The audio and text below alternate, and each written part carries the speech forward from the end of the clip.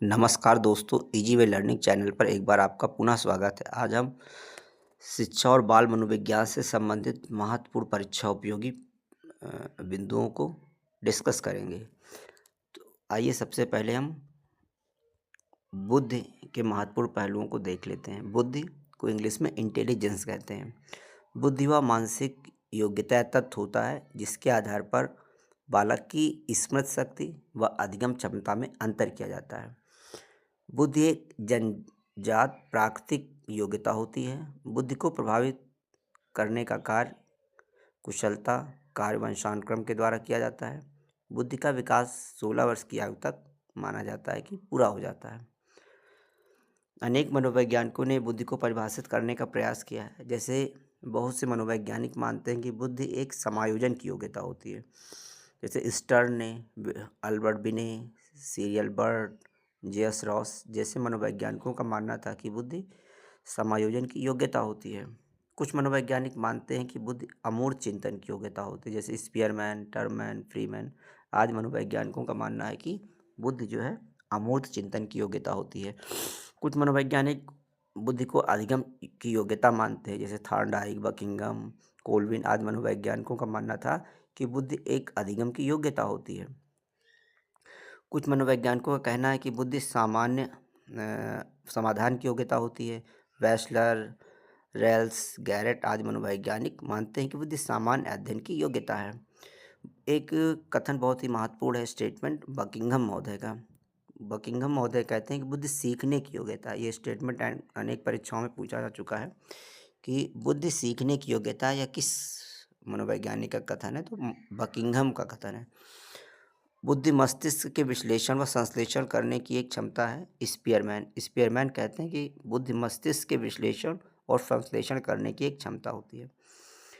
बुद्धि के प्रकार थॉर्नडाइक महोदय ने बुद्धि के 3 प्रकार बताए हैं। एडवर्ड एल थॉर्नडाइक ने बुद्धि के 3 प्रकार बताए हैं, जिसका समर्थन गैरेट ने भी किया है, गैरेट महोदय ने भी किया है। बुद्धि के 3 प्रकार थॉर्नडाइक ने बताए हैं। पहला मूर्त बुद्धि या गामक बुद्धि या यांत्रिक बुद्धि, दूसरे वर्ग में अमूर्त बुद्धि को रखा है और तीसरे वर्ग में सामाजिक बुद्धि को रखा है। पहला है मूर्त बुद्धि, गामक बुद्धि या यांत्रिक बुद्धि। जिन बालकों में मूर्त बुद्धि, गामक बुद्धि या यांत्रिक बुद्धि अधिक होती है, वे बालक यंत्र व मशीनों से संबंधित कार्यों में अधिक रुचि लेते हैं और इस बुद्धि वाले बालक इंजीनियर, कारीगर बनते हैं। अमूर्त बुद्धि, इसका संबंध पुस्तकीय ज्ञान से होता है। ये बालक पढ़ने में अधिक रुचि लेते हैं। ये बालक डॉक्टर, लेखक आदि बनते हैं और इनका व्यक्तित्व अंतर्मुखी होता है। सामाजिक बुद्धि, इसका संबंध सामाजिक व्यवहार से होता है। सामाजिक जीवन इनका सही ढंग से व्यतीत करते हैं। ये बालक नेता को कूटनीतिज्ञ बनते हैं व्यक्ति और इनका व्यक्तित्व बहिर्मुखी प्रकृति का होता है। अब भाई बुद्धिलब्धि IQ इंटेलिजेंस क्वोशंट के कॉन्सेप्ट को समझ लेते हैं। बुद्धिलब्धि का सर्वप्रथम प्रयोग टर्मन ने किया था। बुद्धिलब्धि का सबसे पहले प्रयोग किसने किया था? टर्मन महोदय ने किया था और बुद्धिलब्धि सूत्र को स्टर्न ने दिया। बुद्धिलब्धि का सर्वप्रथम प्रयोग टर्मन ने किया और बुद्धिलब्धि सूत्र जो है बुद्धिलब्धि सूत्र स्टर्न ने दिया। मानसिक आयु के विकार का प्रतिपादन अल्फ्रेड बिने के द्वारा किया गया। जो मानसिक आयु का प्रत्यय है उसका प्रतिपादन अल्फ्रेड बिने के द्वारा किया गया। बुद्धिलब्धि क्या होती है? मानसिक आयु बटे वास्तविक आयु गुणे 100। बुद्धिलब्धि निकालने के लिए मानसिक आयु को वास्तविक आयु से भाग कर देते हैं और 100 से गुणा कर देते हैं तो बुद्धिलब्धि निकल आती है। टर्मन के द्वारा बुद्धिलब्धि सारणी दी गई है जो कि अधिक मान्य है। इसको देख लेते हैं। टर्मन का मानना था कि प्रतिभाशाली बालक जिनकी बुद्धिलब्धि 140 या उससे अधिक होती है, वे बालक प्रतिभाशाली वर्ग में आते हैं। अतिश्रेष्ठ या प्रखर बुद्धि, जिन बालकों की बुद्धि 120 से 139 के मध्य होती है, वे अतिश्रेष्ठ या प्रखर बुद्धि के अंतर्गत आते हैं। और जिनकी बुद्धि लब्धि 110 से 119 के मध्य होती है, वे बालक श्रेष्ठ या तीव्र बुद्धि के अंतर्गत आते हैं। और 90 से 109 या 110 बुद्धिलब्धि वाले बालक सामान्य बुद्धि के अंतर्गत रखे जाते हैं। मंद बुद्धि माना जाता है कि 80 से 89 के मध्य IQ वाले बालक मंद बुद्धि के होते हैं और निर्बल या क्षीण बुद्धि 70 से 79 के मध्य, मूर्ख 50 से 69 के मध्य, मूढ़ 25 से 49 के मध्य और महामूर्ख जड़ या हीन 0 से 25 के मध्य IQ वाले बालक माने जाते हैं।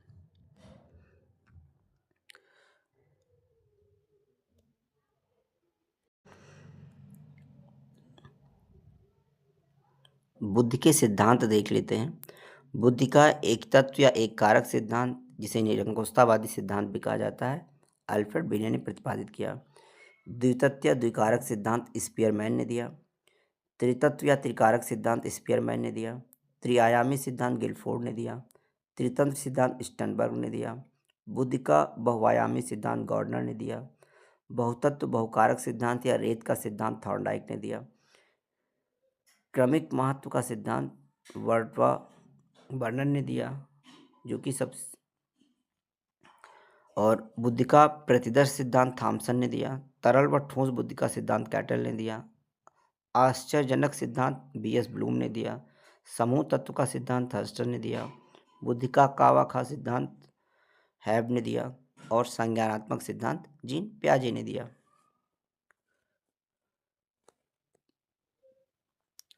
अब बुद्धि से संबंधित महत्वपूर्ण परीक्षा उपयोगी तथ्यों को संक्षेप में देख लेते हैं।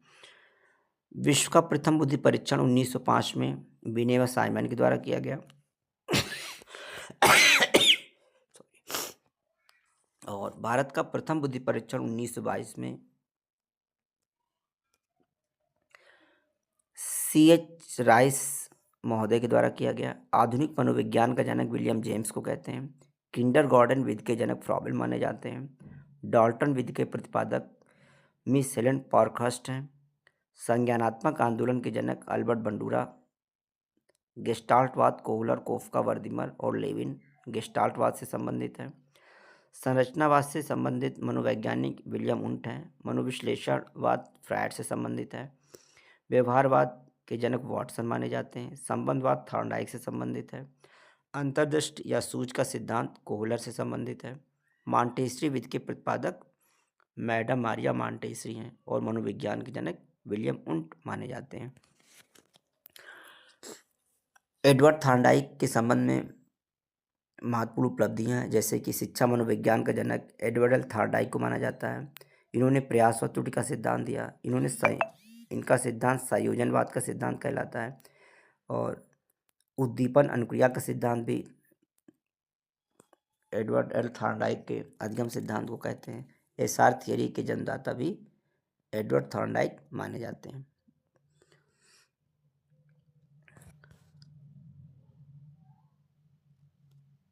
NCF 2005 नेशनल करिकुलम फ्रेमवर्क 2005 से संबंधित महत्वपूर्ण बिंदुओं की चर्चा कर लेते हैं। दोस्तों, NCF क्यों लाया जाता है? जब कोई राष्ट्रीय शिक्षा नीति आती है, सबसे पहले राष्ट्रीय शिक्षा नीति में नेशनल एजुकेशन पॉलिसी आती है, उसके बाद NCF लाया जाता है। यानी जो राष्ट्रीय शिक्षा नीति जो अपने रिकमेंड करती है, उसी से संबंधित, उसी पर आधारित जो है करिकुलम डिज़ाइन किया जाता है, जो कि NCF डेवलप करने का कार्य SCRT के सहयोग से करता है। तो NCF नेशनल करिकुलम फ्रेमवर्क, जैसे कि नई राष्ट्रीय शिक्षा नीति जो है, जो NEP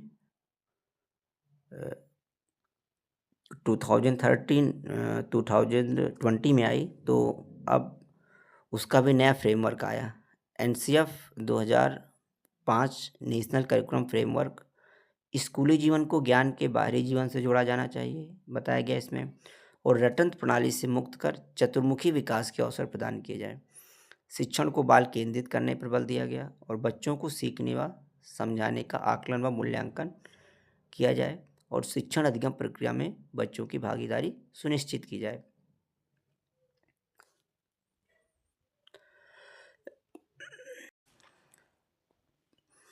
बाल विकास की अवधारणा एवं अधिगम से क्या संबंध होता है? वृद्धि एवं विकास में अंतर। वृद्धि शब्द का प्रयोग परिणात्मक परिणाम, जैसे बच्चे के व्यवहार इत्यादि, बच्चे का लंबाई है, ऊंचाई है, क्रियाकलाप है, इनसे संबंधित होता है। और वृद्धि का क्षेत्र सीमित होता है। वृद्धि की क्रिया आजीवन नहीं चलती, एक निश्चित आयु के बाद वृद्धि रुक जाती है। वहीं विकास शब्द का प्रयोग परिणात्मक परिवर्तनों के साथ साथ व्यवहारिक परिवर्तनों के लिए भी किया जाता है, जैसे कार्यकुशलता, क्षमता आदि। विकास अपने आप में एक विस्तृत संप्रत्यय होता है और यह सतत प्रक्रिया होती है जो कि आजीवन चलती रहती है। मानव विकास की अवस्थाएं, मुख्य रूप से मानव विकास की अवस्थाओं को तीन, शैक्षिक दृष्टि से तीन मुख्य अवस्थाओं में बांटते हैं। एक होता है शैशवावस्था, दूसरा होता है बाल्यावस्था और तीसरा होता है किशोरावस्था। शैशवावस्था इन्फेंसी स्टेज जो कि जन्म से 6 वर्ष तक की अवस्था होती है। बाल्यावस्था चाइल्डहुड स्टेज जो कि 6 से 12 वर्ष तक की अवस्था होती है। और किशोरावस्था 12 से 18 वर्ष के मध्य की अवस्था मानी जाती है। शैशवावस्था जिसे इन्फेंसी कहते हैं, यह शारीरिक व मानसिक विकास इस अवस्था में तीव्र होता है और दोहराने व अनुकरण करने की तीव्र प्रवृत्ति बच्चों में होती है। यह काल सीखने का सर्वोत्तम अवस्था मानी जाती है। बाल्यावस्था 6 से 12 वर्ष की आयु बाल्यावस्था कहलाती है। इस अवस्था में लंबाई व भार बढ़ते हैं, चिंतन व तर्क शक्तियों का विकास होता है और सीखने की गति मंद हो जाती है। 12 से 18 वर्ष की आयु किशोरावस्था कहलाती है। इस आयु में लंबाई व भार वृद्धि के साथ मांसपेशियों में वृद्धि होती है और 12 से 14 वर्ष की आयु में लड़कों की अपेक्षा लड़कियों में तीव्र वृद्धि होती है। लड़कों की लंबाई 14 से 18 वर्ष के मध्य तीव्र गति से बढ़ती है। वृद्धि का पूर्ण विकास हो जाता है, यानी वृद्धि अपने चरम अवस्था को प्राप्त कर लेता है और मित्र बनाने की तीव्र प्रवृत्ति इस आयु में देखी जाती है। स्टैनले हाल एक मनोवैज्ञानिक हुए हैं। उन्होंने किशोरावस्था को संघर्ष, तनाव और तूफान की अवस्था कहा है। अधिगम के महत्वपूर्ण परीक्षा उपयोगी बिंदुओं को देख लेते हैं। अधिगम से संबंधित कुछ मनोवैज्ञानिकों के कथन है, जैसे कि स्किनर का कहना है कि सीखना व्यवहार में उत्तरोत्तर सामंजस्य की प्रक्रिया होती है। क्रो एंड क्रो का मानना है कि सीखना आदतों, ज्ञान, अभिवृत्तियों का अर्जन है। वुडवर्थ कहते हैं कि नवीन ज्ञान और नवीन प्रतिक्रियाओं का ज्ञान प्राप्त करने की प्रक्रिया ही अधिगम है। और गेट्स महोदय कहते हैं कि सीखना अनुभव और प्रशिक्षण द्वारा व्यवहार में परिवर्तन है। अधिगम की विशेषताएं होती हैं कुछ, जैसे अधिगम उद्देश्यपूर्ण होता है, अधिगम विकास की प्रक्रिया होती है, अधिगम अनुकूलन होता है, नया कार्य अधिगम के द्वारा सीखते हैं, वातावरण की उपज, निरंतर व्यवहार में परिवर्तन अधिगम के द्वारा आता है, अधिगम विवेकपूर्ण होता है और सार्वभौमिक खोज अधिगम कहलाता है। थार्डनाइट ने सीखने की कुल 8 नियम दिए हैं। इनके मुख्य नियमों में होता है तत्परता का नियम है, अभ्यास और प्रभाव का नियम है, तत्परता का नियम है, अभ्यास का नियम है, प्रभाव संतोष या असंतोष का नियम है। यानी अभ्यास का नियम, प्रभाव का नियम और तत्परता का नियम। क्रिया प्रसूत अधिगम का सिद्धांत बीएफ स्किनर ने इसका प्रतिपादन किया, प्रयोग चूहे व कबूतर पर किए। इस सिद्धांत को उपनाम है आर्य सिद्धांत, सक्रिय अनुबंधन का सिद्धांत, व्यवहारिक सिद्धांत। बंडूरा का सामाजिक अधिगम सिद्धांत है, इसके प्रतिपादक अल्बर्ट बंडूरा है। इन्होंने बॉबी डॉल और जोकर पर प्रयोग किया। पुनर्बलन सिद्धांत हल का सिद्धांत है, इसके प्रतिपादक सी हल है। इन्होंने बिल्ली और चूहे पर प्रयोग किया है। इस सिद्धांत को उपनाम है प्रबलन का सिद्धांत, अंतर्नोद का सिद्धांत, सबलीकरण का सिद्धांत, सतत अधिगम का सिद्धांत, क्रमबद्ध चालक न्यूनता का सिद्धांत। दोस्तों, अधिगम से संबंधित एक पृथक वीडियो मास्टर वीडियो के रूप में बनाया गया है, जिसको जो है जिसमें विस्तृत रूप से सभी अधिगम के सिद्धांतों और अधिगम के पठार, अधिगम के वक्र, इन सब की चर्चा विस्तारपूर्वक उदाहरण के माध्यम से की गई है। तो इसको आप प्लेलिस्ट पे जा कर के वीडियो को देख सकते हैं। अनुकूलित अनुक्रिया का सिद्धांत, जिसके प्रतिपादक आई.पी. पावलोव है, इन्होंने इसका प्रयोग कुत्ते पर किया था। और अनुकूलित अनुक्रिया सिद्धांत का उपनाम है शास्त्रीय अनुबंधन सिद्धांत, क्लासिकल सिद्धांत, अनुबंधित अनुक्रिया का सिद्धांत।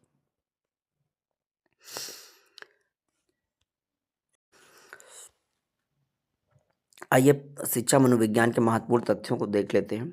आधुनिक मनोविज्ञान के जनक किसे कहते हैं? विलियम जेम्स को आधुनिक मनोविज्ञान का जनक कहा जाता है। आधुनिक मनोविज्ञान का जनक विलियम जेम्स को माना जाता है। मनोविज्ञान का जनक भी विलियम जेम्स को मानते हैं। आत्म संप्रत्यय की अवधारणा किसने दिया? विलियम जेम्स ने आत्म संप्रत्यय की अवधारणा दिया। प्रकार्यवाद संप्रदाय के जनक कौन माने जाते हैं? विलियम जेम्स प्रकार्यवाद संप्रदाय के जनक माने जाते हैं। तो दोस्तों, बहुत सारी चीज़ें जो है विलियम जेम्स से संबंधित हैं, जैसे आधुनिक मनोविज्ञान का जनक विलियम जेम्स, मनोविज्ञान का जनक विलियम जेम्स, आत्म संप्रत्यय की अवधारणा विलियम जेम्स ने दिया, प्रकार्यवाद संप्रदाय के जनक विलियम जेम्स हैं। संयोजनवाद का सिद्धांत थॉर्नडाइक ने दिया। प्रयास एवं त्रुटि का सिद्धांत थॉर्नडाइक। शिक्षा मनोविज्ञान के जनक कौन माने जाते हैं? थॉर्नडाइक माने जाते हैं। प्रयत्न एवं भूल का सिद्धांत किसने दिया? थॉर्नडाइक ने दिया। उद्दीपन अनुक्रिया का सिद्धांत थॉर्नडाइक ने दिया। संबंधवाद का सिद्धांत किससे संबंधित है? थॉर्नडाइक से संबंधित है। अधिगम का बंध सिद्धांत किससे संबंधित है? थॉर्नडाइक से संबंधित है। एसआर थियरी के जन्मदाता कौन माने जाते हैं? थॉर्नडाइक माने जाते हैं। प्रशिक्षण अंतरण या कह सकते हैं ट्रांसफर ऑफ लर्निंग जो है थॉर्नडाइक से संबंधित है।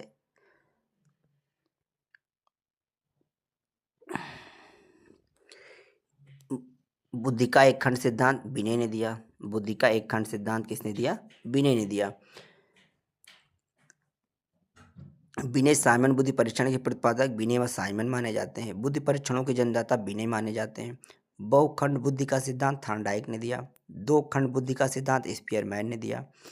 तीन खंड बुद्धि का सिद्धांत स्पीयरमैन ने दिया। सामान्य व विशिष्ट तत्वों के सिद्धांत के प्रतिपादक स्पीयरमैन है।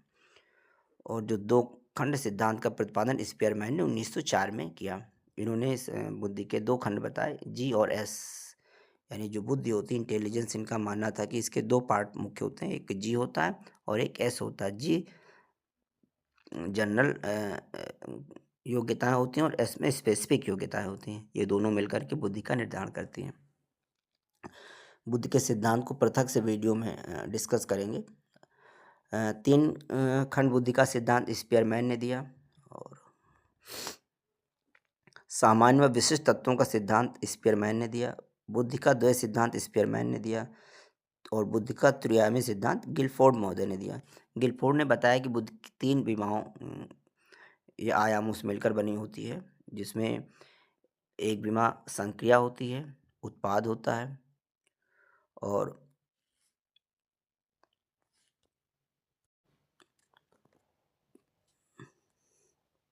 प्रक्रिया उत्पाद और संरचना प्रक्रिया और उत्पाद है।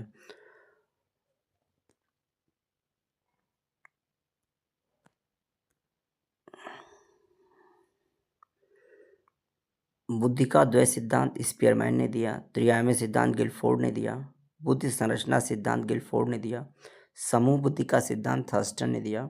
युग्म तुलनात्मक निर्णय विधि के प्रतिपादक थर्स्टन है। क्रम अंतराल विधि के प्रतिपादक थर्स्टन है। समदृष्टि अंतराल विधि के प्रतिपादक थर्स्टन है। न्यादर्श या प्रतिदर्श बुद्धि का सिद्धांत थॉमसन महोदय ने दिया है। पदानुक्रमिक बुद्धि का सिद्धांत बर्ट व वर्नर ने दिया है। तरल ठोस बुद्धि का सिद्धांत आर.बी. कैटल ने दिया है।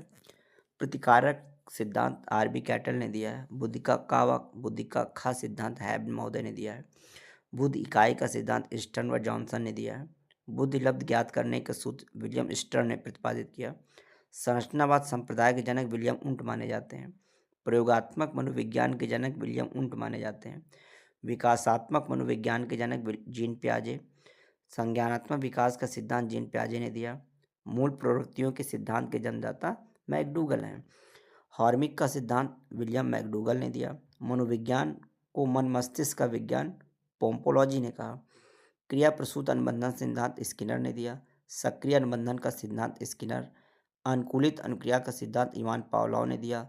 और संबंध प्रत्यावर्तन का सिद्धांत इवान पावलोव ने दिया।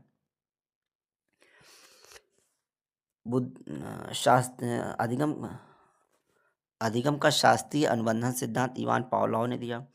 प्रतिस्थापन का सिद्धांत इवान पावलोव। प्रबलन या पुनर्बलन का सिद्धांत सी.एल. हल ने दिया। व्यवस्थित व्यवहार का सिद्धांत सी.एल. हल। सबलीकरण का सिद्धांत सी.एल. हल। अग्रिम संगठक प्रतिमान के प्रतिपादक डेविड ऑस्वेल हैं।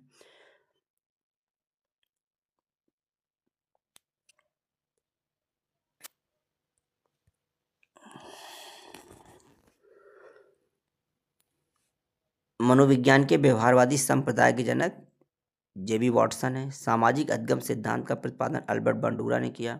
अधिगम या व्यवहार सिद्धांत की प्रतिपादक क्लार्क महोदय माने जाते हैं। पुनरावृत्ति का सिद्धांत स्टैनले हॉल ने दिया। अधिगम सोपानकी का सिद्धांत गैने ने दिया। उपलब्ध अप्रेरणा का सिद्धांत डेविड सी. मैकलिंड। और प्रोजेक्ट प्रणाली से करके सीखने का सिद्धांत जॉन डेवी। अधिगम मनोविज्ञान का जनक एबिंगहॉस को माना जाता है। अधिगम अवस्थाओं के प्रतिपादक जेरोम ब्रूनर।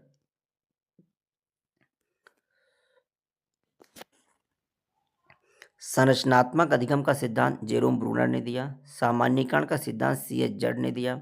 शक्ति मनोविज्ञान का जनक वॉल्फ। अधिगम अंतरण का मूल्यों के विज्ञान का सिद्धांत बागले ने दिया।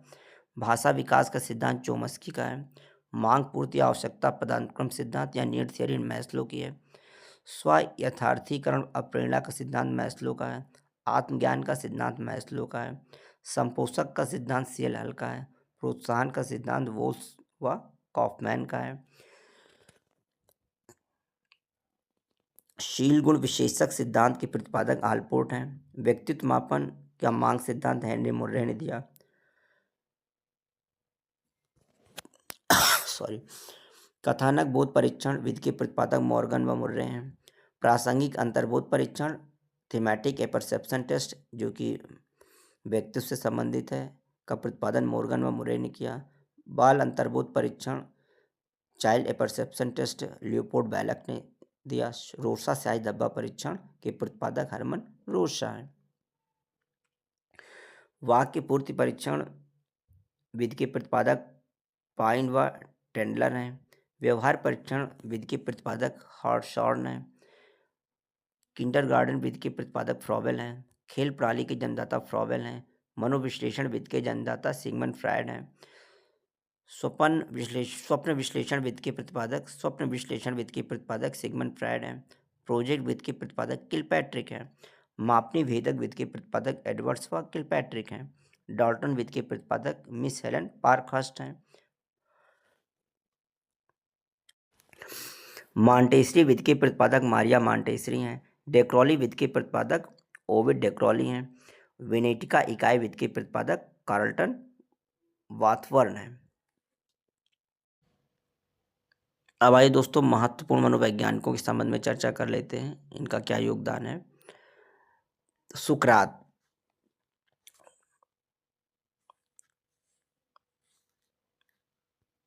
सुकरात एक महान विचारक व दार्शनिक थे और सुकरात कहता था कि ज्ञान ही सद्गुण है। सुकरात की अध्ययन पद्धति को द्वंद्वात्मक पद्धति कहा जाता है।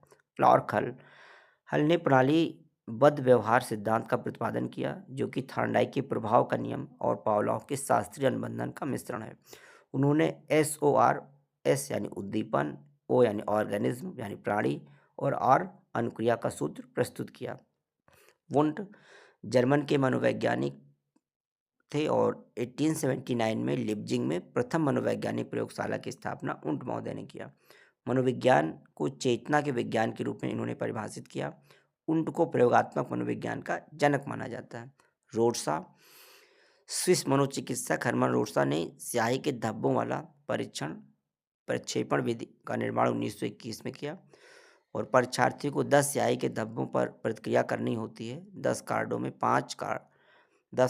5 काले, 2 लाल व काले तथा 3 विभिन्न रंगों के होते हैं और इससे व्यक्तित्व का परीक्षण किया जाता है। कुर्ट कोफका जर्मनी के मनोवैज्ञानिक हैं। 1912 में जर्मनी में वर्दिमर व कोहलर के साथ मिलकर गेस्टाल्ट मत का इन्होंने प्रतिपादन किया। वोल्फगैंग कोहलर ये भी जर्मनी के मनोवैज्ञानिक हैं। जर्मनी के मॉक्स वर्दिमर कोफका और कोहलर ने सूझ अंतर्दृष्टि सिद्धांत या गेस्टाल्ट सिद्धांत का प्रतिपादन किया। गेस्टाल्ट शब्द एक जर्मन भाषा का शब्द होता है जिसका अर्थ होता है समग्र या पूर्ण वोल। इस सिद्धांत के अंतर्गत सुल्तान नामक एक वनमानुष पर प्रयोग किया गया।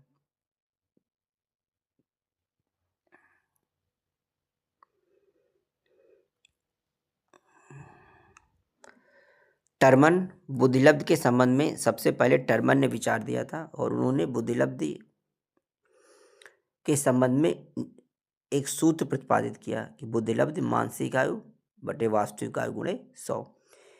मैक्स वर्दिमर एक जर्मन मनोवैज्ञानिक थे। गेस्टाल्ट संप्रदाय के प्रतिपादन में कोफका कोहलर के साथ मिलकर इन्होंने काम किया। मैस्लो।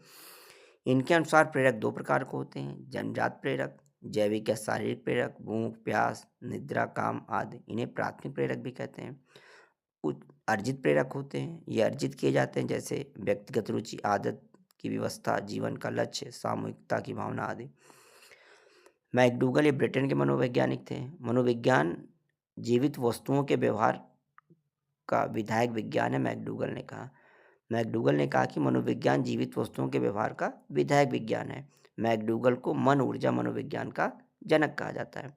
मैकडूगल का महत्वपूर्ण योगदान मूल प्रवृत्ति का सिद्धांत रहा है।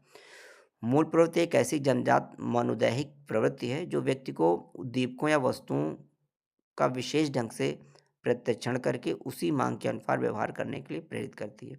यानी मूल प्रवृत्ति के जो व्यवहार होते हैं वो जन्मजात प्रवृत्ति के व्यवहार होते हैं, उनको सीखना नहीं पड़ता, व्यक्ति के स्वाभाविक व्यवहार होते हैं। प्लेटो प्लेटो की शिक्षा का मुख्य उद्देश्य सत्य का साक्षात्कार करना था। शिक्षा प्रणाली में अनुकरण को विशेष महत्व दिया। जॉन डेवी को जनतंत्रीय शिक्षा का सबसे बड़ा व्याख्याता माना जाता है। करके सीखने का सिद्धांत इन्होंने दिया और जॉन डेवी को प्रयोजनवाद का समर्थक माना जाता है।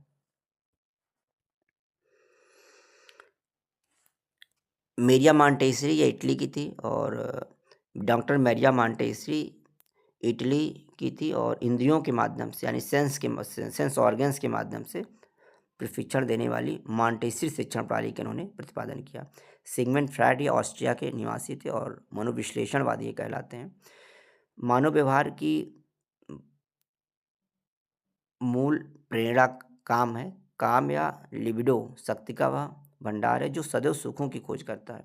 एक सामान्य व्यक्ति का व्यक्तित्व 3 कारक ईड ईगो और सुपर ईगो से मिलकर बना होता है, यह सिगमंड फ्रायड ने बताया और इन्हें मनोविश्लेषणवाद का जनक माना जाता है।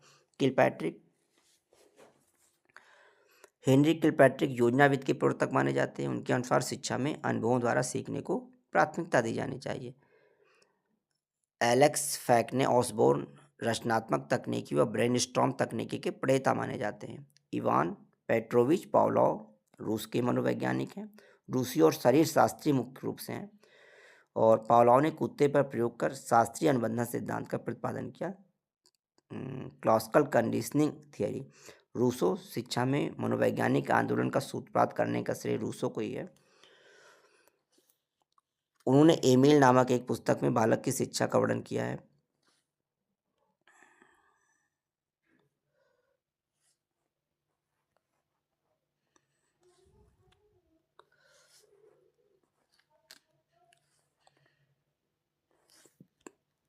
चार्ल्स ई स्किनर शिक्षा मनोविज्ञान को शिक्षा निर्माण की आधारशिला माना और स्किनर ने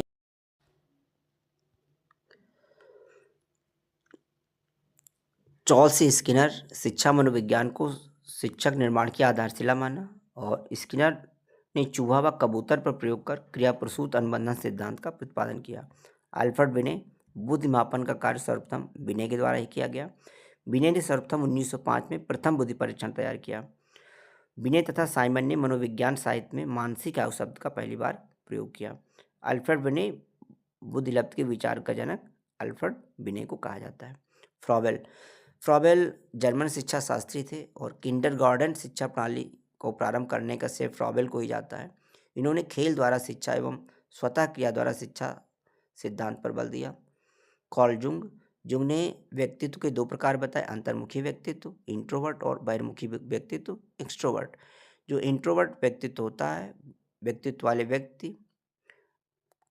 का स्वभाव आते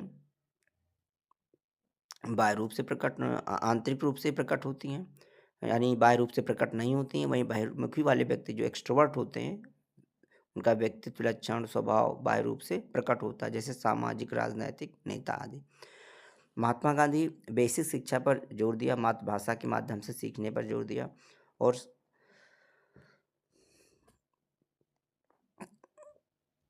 शिक्षा का अर्थ इन्होंने बताया कि बालक तथा अथवा मनुष्य में आत्मा शरीर और बुद्धि के सर्वांगीण और सबसे अच्छे विकास को ये मानते थे और इन्होंने हस्तशिल्प के माध्यम से शिक्षा देने पर बल दिया। जीन प्याजे के संज्ञानात्मक विकास के सिद्धांत के अनुसार सीखना उस समय अर्थपूर्ण होता है जबकि विद्यार्थी की रुचि और कौतूहल के अनुरूप होता है सीखना। एडवर्ड एल थार्नडाइक को पशु मनोविज्ञान का पितामह भी कहा जाता है और थार्नडाइक ने भूखी बिल्ली पर प्रयोग करके सीखने के क्षेत्र में प्रयास एवं त्रुटि सिद्धांत का प्रतिपादन किया। थॉर्नडाइक को प्रथम शैक्षिक मनोवैज्ञानिक माना जाता है। वाटसन वाटसन को व्यवहारवाद का पिता कहा जाता है। वाटसन ने मनोविज्ञान को व्यवहार का विज्ञान कहा।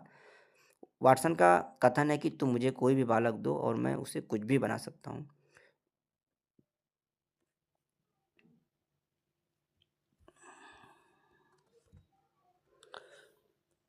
अब आइए शिक्षण विधि और उनके जनक जान लेते हैं। आगमन विधि के प्रतिपादक अरस्तु हैं।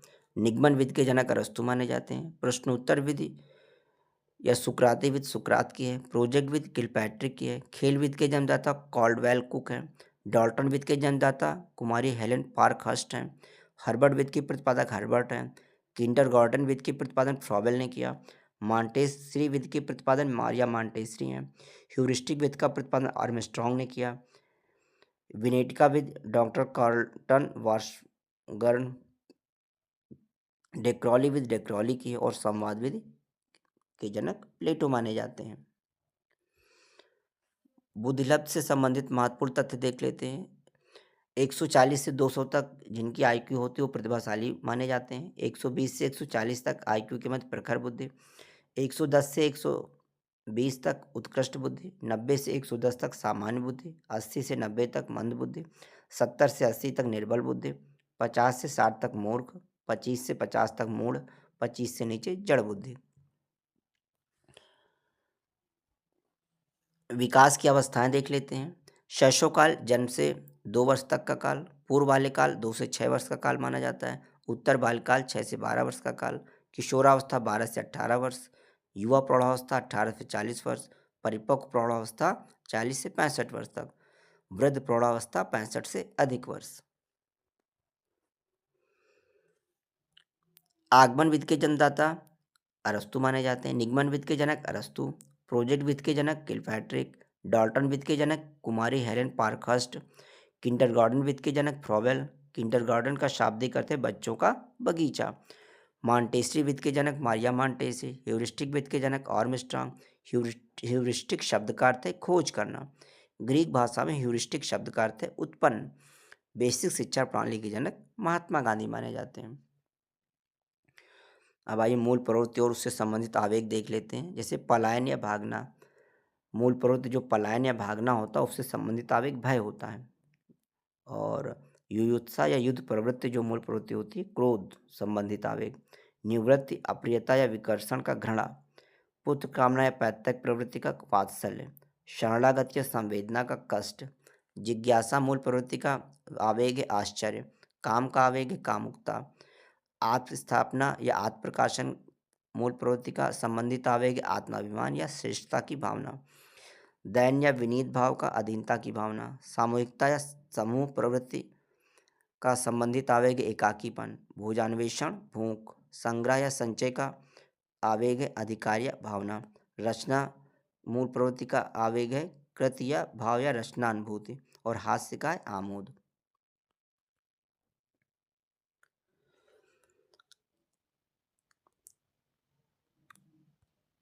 अब आइए दोस्तों शिक्षा मनोविज्ञान के अध्ययन की विधियों की चर्चा कर लेते हैं। एक होता अंतर्दर्शन विधि।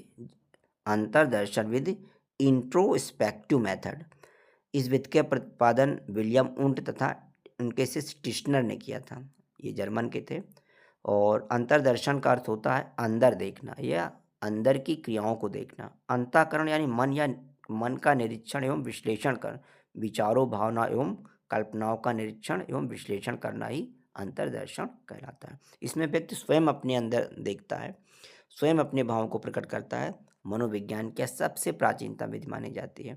इस विधि को आत्मनिरीक्षण विधि भी कहा जाता है क्योंकि व्यक्ति स्वयं अपनी मानसिक क्रियाओं का अध्ययन करता है। अगली विधि होती है बहिर्दर्शन विधि। बहिर्दर्शन विधि का जो जिसे एक्स्ट्रोस्पेक्शंस मेथड कहते हैं, इसका प्रतिपादन जेबी वॉटसन महोदय ने किया जो कि व्यवहारवाद के जनक माने जाते हैं। अवलोकन या निरीक्षण विधि के नाम से भी इसे जानते हैं। और इस विधि में जो है दूसरों के व्यवहार का निरीक्षण करके जो है देख करके जो है उसके व्यवहार का अनुमान लगाया जाता है। अवलोकन या निरीक्षण विधि के नाम से जाने जाने वाली इस बहिर्दर्शन विधि में दूसरे लोगों के व्यवहारों का अवलोकन किया जाता है। जीवन वृत्त विधि क्या होता है? Case history method. इसका प्रतिपादन टाइडमैन, जर्मन के टाइडमैन ने किया था। इस विधि का सर्वाधिक प्रयोग चिकित्सा के क्षेत्र में होता है और वर्तमान में शिक्षा के क्षेत्र में इस विधि का अधिकतम प्रयोग होने लगा है। इस विधि का प्रमुख उद्देश्य व्यक्ति के किसी विशिष्ट व्यवहार के कारणों की खोज करना है। मनोविश्लेषण विधि क्या होता है? Psycho analytic method. इसके प्रतिपादक ऑस्ट्रिया के सिगमंड फ्रायड महोदय माने जाते हैं। इस विधि में व्यक्ति के अचेतन मन का अध्ययन किया जाता है। अगली विधि है प्रश्नावली विधि, क्वेश्चनियर मेथड, जिसके प्रतिपादक वुडवर्थ महोदय माने जाते हैं अमेरिका के। इस विधि का उपयोग एक ही समस्या से संबंधित विभिन्न व्यक्तियों के विचार जानने के लिए किया जाता है। रेटिंग स्केल विधि, सर्वप्रथम प्रयोग इसका इंडियाना की न्यू होम कॉलोनी में किया गया। इस विधि में व्यक्ति के व्यवहार एवं विशिष्ट गुणों का मूल्यांकन उसके संपर्क में आने वाले व्यक्तियों से उनके विचार लेकर किया जाता है। समाज मिति विधि, सोशियोमेट्रिक मेथड। इसके प्रतिपादक जेएल मोरेनो हैं। जेएल मोरेनो जो कि अमेरिकी निवासी थे। यह एक नवीन विधि है जिसका प्रयोग समाज मनोविज्ञान में किया जाता है। समाज विधि में देखते हैं कि ग्रुप या समूह के अंदर किस व्यक्ति को कितने अधिक लोग पसंद करते हैं।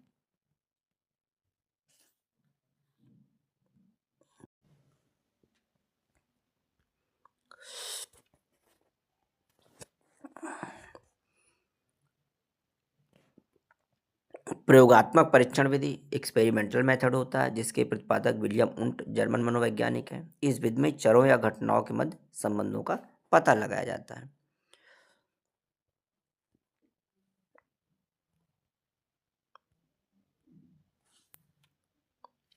आइए दोस्तों, बाल विकास के महत्वपूर्ण कथनों को देख लेते हैं। शैशवावस्था से संबंधित कुछ मनोवैज्ञानिकों ने अपने अपने कथन दिए हैं, इसको देख लेते हैं, जो कि परीक्षा की दृष्टि से अति महत्वपूर्ण है। स्टैंग महोदय कहते हैं कि जीवन के प्रथम 2 वर्षों में बालक अपने भावी जीवन का शिलान्यास करता है। ब्रिजेस कहते हैं कि 2 वर्ष की उम्र तक बालक में लगभग सभी संवेगों का विकास हो जाता है। जे न्यूमैन मानते हैं कि 5 वर्ष तक की अवस्था शरीर व मस्तिष्क के लिए बड़ी ग्रहणशील होती है। वैलेंटाइन शैशवावस्था को सीखने का आदर्श काल मानते हैं। ये महत्वपूर्ण है स्टेटमेंट। वैलेंटाइन महोदय का है कि शैशवावस्था सीखने का आदर्श काल होता है। क्रो एंड क्रो का मानना है कि 20वीं शताब्दी बालक की शताब्दी है। रॉस महोदय कहते हैं कि शिशु कल्पना का नायक है, अतः उसका भली प्रकार निर्देशन अपेक्षित है। एडलर महोदय कहते हैं कि शिशु के जन्म के कुछ समय बाद ही वह निश्चित किया जा सकता है कि भविष्य में उसका क्या स्थान है। गैसल महोदय कहते हैं कि बालक प्रथम 6 वर्ष में बाद के 12 वर्षों से भी दुगना सीख जाता है। सिगमंड फ्रायड के अनुसार शिशु में काम प्रवृत्ति बहुत प्रबल होती है, पर वयस्कों की भांति उसकी अभिव्यक्त नहीं हो पाती है। वाटसन महोदय कहते हैं कि शैशवावस्था में सीखने की सीमा व तीव्रता विकास की अन्य अवस्थाओं से बहुत अधिक होती है। रूसो के अनुसार बालक के हाथ, पैर व नेत्र उसके प्रारंभिक शिक्षक हैं। इन्हीं के द्वारा वह 5 वर्ष में ही पहचान सकता है, सोच सकता है और याद रख सकता है। अब आई बाल्यावस्था, जो कि 6 वर्ष से 12 वर्ष की आयु होती है। इस अवस्था से संबंधित महत्वपूर्ण मनोवैज्ञानिकों के कथनों को जान लेते हैं। कोल एवं ब्रूस ने बाल्यावस्था को जीवन का अनोखा काल कहा है। कोल और ब्रूस ने बाल्यावस्था को जीवन का अनोखा काल कहा है। रास महोदय कहते हैं कि बाल्यावस्था को मिथ्या या क्षण परिपक्वता का काल, यानी रास ने बाल्यावस्था को मिथ्या या क्षण परिपक्वता, स्यूडो मैच्योरिटी का काल कहा है। ब्लेयर, जोन्स व सिम्पसन के अनुसार शैक्षिक दृष्टिकोण से बाल्यावस्था से अधिक जीवन में कोई महत्वपूर्ण अवस्था नहीं है। स्ट्रैंग महोदय कहते हैं कि बालक अपने को अति विशाल संसार में पाता है, वह उसके बारे में जल्दी से जल्दी जानकारी प्राप्त करना चाहता है। सिगमंड फ्रायड ने कहा कि बाल्यावस्था को काम की प्रसुप्ता कहा है, यानी सिगमंड फ्रायड ने बाल्यावस्था को काम या सेक्स की प्रसुप्ता अवस्था कहा है। बट महोदय के अनुसार बाल्यावस्था भ्रमण व साहसिक कार्य की प्रवृत्ति में वृद्धि होती है। स्ट्रैंग महोदय कहते हैं कि ऐसा शायद ही कोई खेल हो जिसे 10 वर्ष के बालक ना खेलते हों। किलपैट्रिक महोदय कहते हैं कि बाल्यावस्था को प्रतिद्वंदात्मक सामाजिकरण का काल कहा है। किशोरावस्था, जो कि 13 से 18 वर्ष की आयु होती है, इस अवस्था में से संबंधित अनेक मनोवैज्ञानिकों ने अपने अपने कथन दिए हैं। आइए देखते हैं। सबसे महत्वपूर्ण कथन इसमें स्टैनले हॉल का, जो कि अक्सर परीक्षाओं में पूछ लिया जाता है। इन्होंने कहा कि किशोरावस्था बड़े संघर्ष, तनाव और तूफान की अवस्था होती है। ये किलपैट्रिक ने कहा कि किशोरावस्था जीवन का सबसे कठिन काल होता है। रास महोदय कहते हैं किशोरावस्था शैशवावस्था की पुनरावृत्ति है। वैलेंटाइन के अनुसार घनिष्ठ व व्यक्तिगत मित्रता उत्तर किशोरावस्था की विशेषता है। वैलेंटाइन महोदय कहते हैं कि किशोरावस्था अपराध प्रवृत्ति के विकास का नाजुक समय है। स्किनर महोदय के अनुसार किशोर को निर्णय का कोई अनुभव नहीं होता है।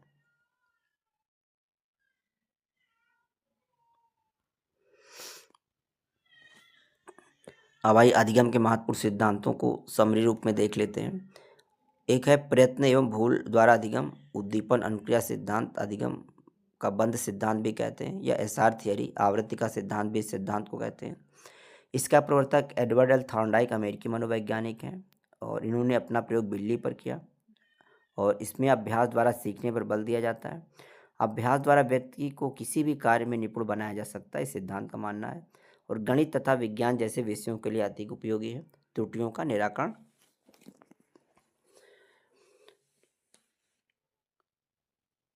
अगला है अनुकूलित अनुक्रिया सिद्धांत या प्राचीन अनुबंधन सिद्धांत है, जो कि संबंध प्रतिक्रिया सिद्धांत भी कहलाता है। कंडीशंस रिस्पांस थियरी भी इसे कहते हैं। रूस के मनोवैज्ञानिक इवान पेट्रोविच ने इस सिद्धांत का प्रतिपादन किया। इनका मुख्य प्रयोग कुत्ता पर था। इस सिद्धांत से संबंध प्रतिवर्त सहज विधि का जन्म हुआ। आदत निर्माण कृत्रिम प्रतिक्रिया के द्वारा जो भी शास्त्रीय अनुबंधन का सिद्धांत संबंध प्रतिक्रिया धीरे धीरे आदत बन जाती है। भाषा का विकास छोटे बालक को वस्तुएं दिखाकर शब्दों का ज्ञान कराना मनोवृत्ति का निर्माण करने में सहायक है। बुरी आदतों को त्यागने में यह सिद्धांत सहायक होता है। सुलेख व अक्षर विन्यास जैसे विषयों के शिक्षण में अधिक उपयोगी है। अगला है अंतर्दृष्टि द्वारा अधिगम या गेस्टाल्ट सिद्धांत सूझ का सिद्धांत थियरी ऑफ ऑपरेंट कंडीशनिंग। अंतर्दृष्टि सिद्धांत या गेस्टाल्ट सिद्धांत का प्रतिपादन सूझ का सिद्धांत का प्रतिपादन कोहलर कोफका वर्दिमर जर्मन मनोवैज्ञानिकों ने किया और इन्होंने सुल्तान नामक चिंपैंजी पर प्रयोग किया। और इसमें शिक्षा में इसका मुख्य महत्व क्या है कि स्वयं समस्या का हल प्राप्त करने के लिए प्रेरित करना, व्यक्ति प्रेरित होता है और संपूर्ण परिस्थिति को समझ करके समस्या का समाधान करता है। छोटे बालकों के समक्ष वस्तु प्रस्तुत करने पर वे आवश्यक संबंधों का प्रत्यक्षीकरण शीघ्र कर लेते हैं। और क्रिया प्रफुत अनुबंधन का सिद्धांत सक्रिय अनुबंधन का सिद्धांत है। नैमित्तिक अनुबंधन का सिद्धांत ब्यूरहस फ्रेडरिक स्किनर, जो कि अमेरिकी मनोवैज्ञानिक थे, स्किनर महोदय ने दिया। उनका प्रयोग मुख्य रूप से कबूतर और चूहों पर था। इस सिद्धांत का शैक्षिक प्रयोग यह है कि किसी भी अच्छे कार्य के लिए सकारात्मक पुनर्बल देकर उसे प्रोत्साहित करना चाहिए एवं किसी भी गलत कार्य के लिए ऋणात्मक पुनर्बल देकर उसे घटाना चाहिए। प्रबलन का सिद्धांत सीएल हल का है और न्यूनतम आवश्यकता का सिद्धांत या विधिक सिद्धांत भी कहलाता है। यह सीएल हल ने चूहों पर प्रयोग किया और इन्होंने बताया कि व्यक्तिगत शिक्षा पर बल दिया। इस सिद्धांत का महत्व और शिक्षक को विषय वस्तु तथा अधिगम को दोहराने पर बल देना चाहिए ताकि बालक की आदत को बेहतर बनाया जा सके।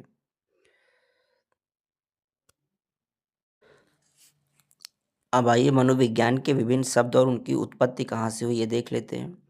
साइकोलॉजी शब्द की उत्पत्ति साइकी और लोगस दो शब्दों से हुई है। साइकी का अर्थ है आत्मा और लोगस का अर्थ है अध्ययन। ये ग्रीक शब्द है साइकी और लोगस और इसका शाब्दिक अर्थ होता आत्मा का विज्ञान। एजुकेशन एडुकेयर एक लैटिन शब्द है जिसका अर्थ होता उठाना या शिक्षित करना। शिक्षा सिद्ध धातु से निकला है, संस्कृत सिद्ध धातु। एडोलसेंस किशोरावस्था एडोलसियर से लैटिन शब्द है जिसका अर्थ होता है वृद्धि। पर्सनालिटी व्यक्तित्व पर्सोना शब्द से लिया गया, लैटिन वर्ड है पर्सोना जिसका अर्थ होता है नाटकीय पोशाक या मुखौटा। हैबिट आदत हैबिट्स लैटिन शब्द है किसी चीज को प्राप्त करना, इसका अर्थ है।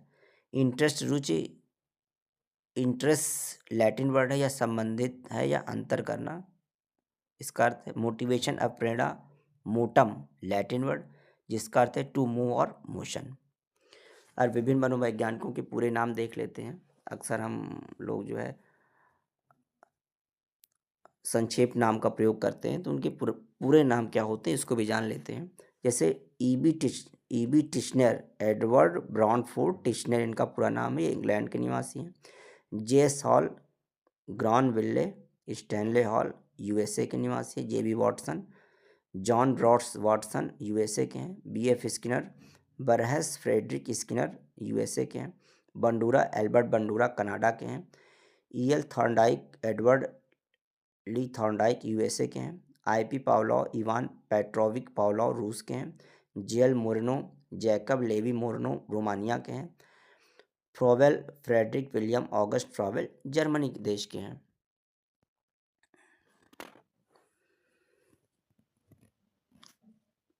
अब व्यक्तित्व के विभिन्न प्रकार देख लेते हैं। सॉरी।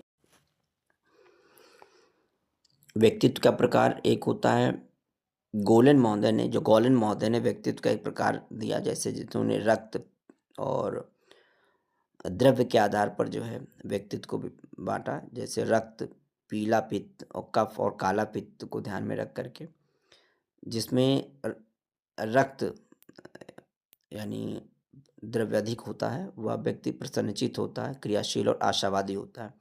पीला पित्त वाला व्यक्ति क्रोधी और शीघ्र उत्तेजित होने वाला होता है। कफ द्रव्य से युक्त व्यक्ति आलसी और सुस्त होता है। वहीं काला पित्त वाला व्यक्ति विवादग्रस्त और निराशावादी होता है।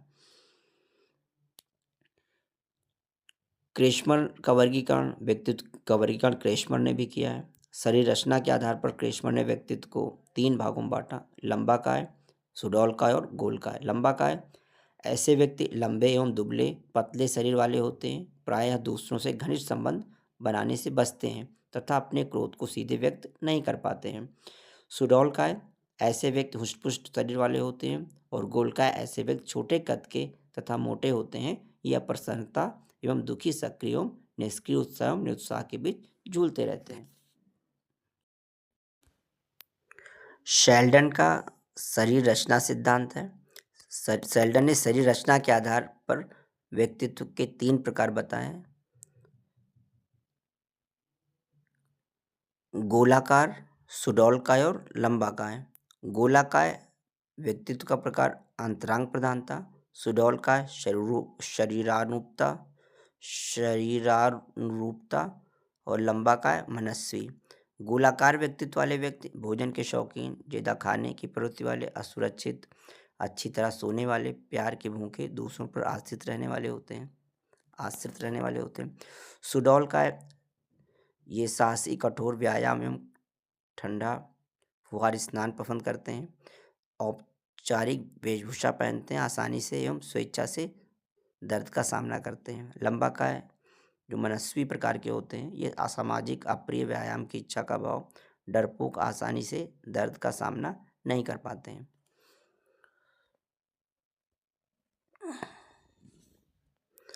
अब आइए दोस्तों बाल विकास की अवस्था एवं प्रकार की चर्चा कर लेते हैं। काल्सनिक महोदय के अनुसार विकास के चरण क्या हैं? गर्भाधान से जन्म समय तक गर्भावस्था कहलाती है। शैशव जन्म से 3 सप्ताह तक। प्रारंभिक शैशव 1 से 15 माह तक। उत्तर शैशव 15 से 30 माह तक। पूर्व बालकाल 2.5 वर्ष से 5 वर्ष तक। मध्य बालकाल 5 वर्ष से 9 वर्ष तक। उत्तर बालकाल 9 वर्ष से 12 वर्ष तक। किशोरावस्था 12 से 21 वर्ष तक।